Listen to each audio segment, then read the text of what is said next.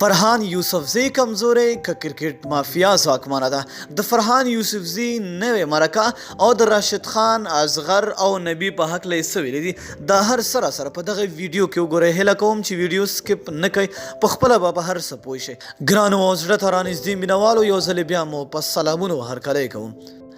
مونږ او تاسو ټول په دې ډیر ښه پوهیږو چې د افغانستان په ملي لوبډله کې یوه ځواکمنه کړۍ یا مافیا شتون لري چې له امله یې په لسګونه استعدادونه وژل شول او لا هم د وژلو په حال کې دي. اوس نو پوښتنه دا ده چې آیا رښتیا هم دغه مافیا ځواکمنه ده که د کرکټ بورډ ادارې مشر فرحان یوسفزی کمزوری او یا هم ریاست یې د بل چا په خوښه کیږي؟ په ډیر لږ وخت کې د افغان کرکټ بورډ بیلابیل مشران بدل شول. ځینو کار وکړ، ځینو اختلافات وزېږول، ځینو پکې شخصي ګټې وپاللې، چا د پیسو ګټلو لپاره ریاست وکړ او چا د خپلوانو لوبول او په اداره کې د ځای پر ځای کولو لپاره په افغان کرکټ بورډ کې دندې وکړې. خو داسې یو مشر هم پیدا نشو چې په لوبډله او کرکټ بورډ کې د مافیا د دا ځواکمنه ډله له منځه یوسي یا یې هم پلانونه شنډ کړي.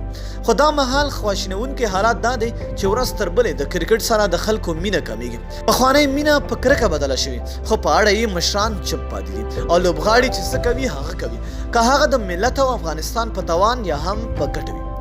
بله پوښتنه دا ده چې ولې د کرکټ بورډ مشر فرحان یوسفزی د مافیا په وړاندې چپ پاتې دی؟ فرحان یوسفزی هغه کس دی چې پخوا په لندن کې میشت و، خو څه موده وړاندې د افغان ولسمشر له لوري د بورډ پخوانی مشر عزیز الله فضلي پر ځای وټاکل شو. لومړۍ ستونزه دا ده چې یوسفزی ځکه د مافیا ډلې په اړه اقدام نشي کولی چې دی پخپله هم د کرکټ په لوبه د هغې په ارزښت نه پوهیږي. تر اوسه داسې څه نه دي څرګند شوي چې نوموړي دې په خپل ټول ژوند کې د کرکټ لوبه کړې وي یا یې هم ورته کار کړی وي. فرحان یوسفزی د اصغر افغان، راشد خان او د محمد نبی له ډلې ویریږي. هغه څه چې د مافیا ډله وغواړي هغه فرحان په هغه ساعت هم پوره کوي. نو په دې ترتیب فرحان هیڅ داسې اقدام نه کوي چې د ملت او افغانستان په خیر وي، بلکې د جنتیان او میراثیانو لپاره په دنده بوخت دی څو د مافیا کړۍ خوښه وساتي او د افغانستان د کرکټ سرنوشت او ملت سره خیانت وکړي. په هر حال فرحان له دې ډول ریاست سره هم مهاله غواړي چې د افغان ولس پر وړاندې ځان تر ټولو بریالی حساب کړي. خو نوموړي په خپل هر پلان کې ناکام راغلی دی. یوسفزی په ډېر ښه پلان روان دی چې افغان ولس وغولوي، خو په حقیقت کې ولس په دې پوه دی چې فرحان څوک دی.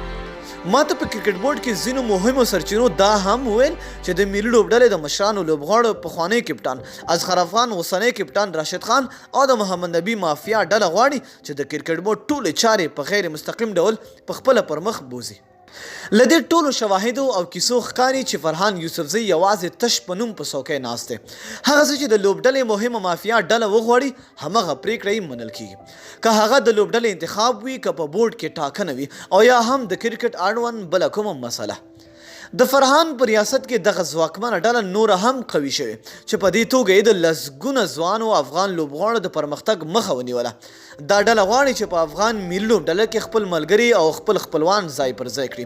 هغه ټاکل شوي لوبغاړي ښه ځلېدلي هم نه وي، خو لا هم د ملي لوبډلې له هر سفر سره مل وي. د دې ډلې په خوښه ځینې سینیر تجربه ناکه لوبغاړي هم ډیر په تخنیک سره د لوبډلې کېنول کیږي څو هغه په یو بل تخنیک له منځه یوسي او خپل میراثي کرکټ ته دوام ورکړي. چې ښه مثال یې د ویسټ انډیز خلاف په تیرو سیریزونو کې د لوبډلو انتخاب و چې په مکمله توګه غیر مسلکي لوبډله انتخاب شوې وه.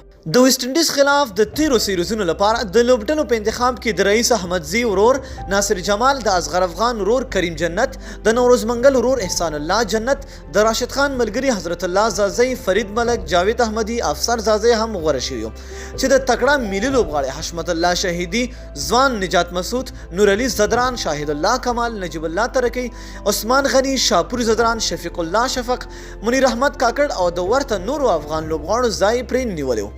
که چیرې د لوبډلې لپاره همدا ډول ناسم سلیکشن دوام ولري یا هم په لوبډله کې د مافیا ډله نور هم ځواکمنه شي، دغه راز د ریاست چارې همدا ډول کمزوري حالت کې وي، نو ډېر ژر به د افغانستان د کرکټ بورډ او د ملي او 19 کلنو لوبډلو سرنوشت له خاورې سره خاورې شي. نو دوستانو، تاسو د دې په هکله څه نظر لرئ؟ ستاسو نظر حتما ضرور ده لاندې په کمنټ کې موږ سره خپل نظر شریک کړئ. تر بیا او بلې ویډیو د الله په